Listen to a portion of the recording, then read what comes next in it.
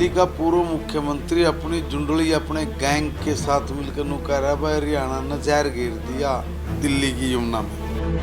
इतनी घटिया बात, इतनी छोटी सोच का आदमी, मुझे समझ में आता ये क्या कहना, सो कैसे जाता होगा। महात्मा नाम की चीज नहीं है। ये इतना दूर चलाक लोग है ये भाई साहब, किसी स्क्रिप्ट के ऊपर काम कर रहा है। ये मैं देखो सारे जने हम पत्रकार भाई पूछ रहे, मैं बता रहा हूँ, पता नहीं क्यों नहीं आत्मा मान रही भाई। ये जरूर किसी न किसी थर्ड फोर्सेस के साथ मिलकर है कोई एजेंडे पे काम कर रहा है, जो भारत को तोड़ने वाला हो, भारत में आग लगाने वाला हो, भारत के जनमानस को इस देश के खिलाफ खड़ा करने वाला हो, जो बहुत घातक है। ये आग लगवाना चाह रहा है क्या? यहाँ पे लोगों को आपस में लड़वा कर कत्लेआम करवाना चाह रहा है क्या? इसने कोई छोटी बात नहीं की, बहुत गंदीर घटिया बात की है। दिल्ली में जो पानी की अमोनिया की मात्रा है वो काफी तादाद में भेज रहा है, उसको आप किस तरीके से देखते हैं? दिल्ली का पूर्व मुख्यमंत्री अपनी जुंडली अपने गैंग के साथ मिलकर नु कह रहा है भाई हरियाणा ने जहर गिर दिया दिल्ली की यमुना में। इतनी घटिया बात, इतनी छोटी सोच का आदमी, मेरी समझ में आता ये क्या कहना, सो कैसे जाता होगा। मगर इसलिए सो जाता होगा, इसका महात्मा नाम की चीज नहीं है। ये इतना दूर चलाक लोग है ये भाई साहब, किसी स्क्रिप्ट के ऊपर काम कर रहा है। ये मैं देखो सारे जने हम पत्रकार भाई पूछ रहे, मैं बता रहा हूँ, पता नहीं क्यों नहीं आत्मा मान रही भाई। ये जरूर किसी न किसी थर्ड फोर्सेस के साथ मिलकर है कोई एजेंडे पे काम कर रहा है, जो भारत को तोड़ने वाला हो, भारत में आग लगाने वाला हो, भारत के जनमानस को इस देश के खिलाफ खड़ा करने वाला हो।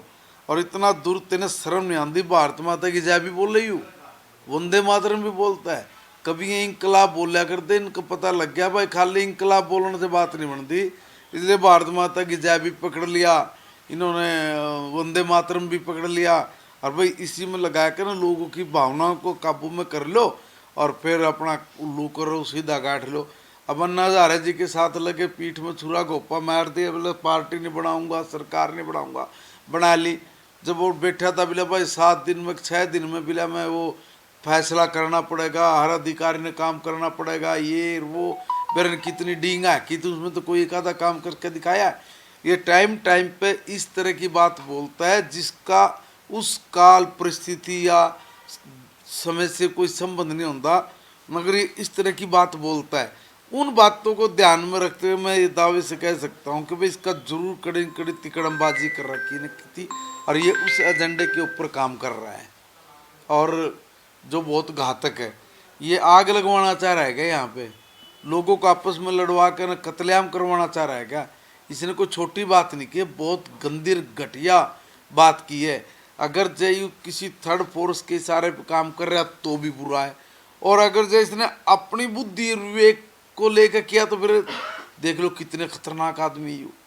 मतलब दोनों तरफ से घना घटिया काम कर रहा है और ऐसे लोगों के खिलाफ अब कह रहे हैं बोला भाई माफी मांगो, माफी नहीं, इसे लोगों के खिलाफ माफी का क्या मतलब? इनके खिलाफ तो कड़ी सजा का प्रावधान करना चाहिए। क्या लगता है कि इसका असर चुनाव में पड़ेगा? क्योंकि ये चुनावी फायदे के देखो हम लोग है ना इतनी बड़ी बात को चुनाव के साथ जोड़ गए। ये चुनाव के साथ जोड़ने वाली बात नहीं भाई साहब, आप मेरे को समझ नहीं पर मैं कह रही बहुत बड़े एजेंडे पे काम कर रहा है। इसने अपनी बात खिसकानी थी आगे, ये किसी न किसी स्क्रिप्ट का हिस्सा मिलेगा पक्का, और उसको इस तरीके से बोल दिया इसने जैसे चुनाव में बोल दिया। मैं तो बात ये चुनाव की बोले हुई बात नहीं है, इसमें जरूर कुछ न कुछ बात छिपी हुई है। इसलिए आपके चैनल के माध्यम से मैं तो ये कहूँगा भाई इसकी पूरी गहन छानबीन करो।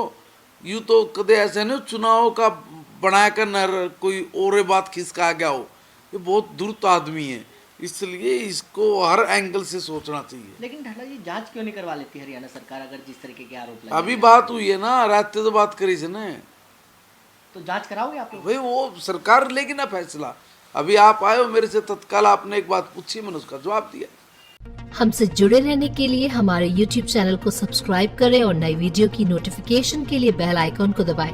अगर आप ये वीडियो Facebook पर देख रहे हैं तो लाइक जरूर करें और ज्यादा से ज्यादा शेयर करें। धन्यवाद।